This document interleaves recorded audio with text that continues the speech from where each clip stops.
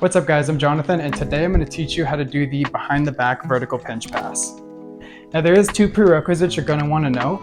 The first one is the behind the back pass, and if you don't know how to do this already, we did cover it in a previous video, so just go back to that one and come back here.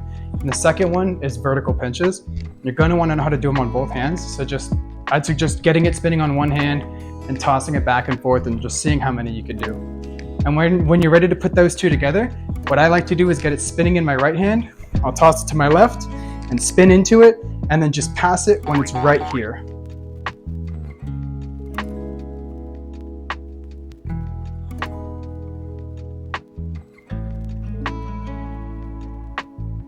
You get it spinning in your right, pass to your left, spin into it and pass it.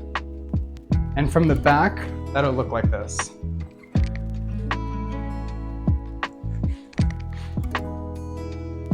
And a fun way to drill it is a little bit dizzying, but what I like to do is just get it spinning, and then while you're turning into it, just keep tossing it, keep spinning, and you could just keep going. It's just like doing the vertical pitches in front of you, but you're adding the spin, which is that behind the back pass. So that's how you do the behind the back vertical pinch pass. If this tutorial was helpful, make sure you like and subscribe for more tutorials like this in the future.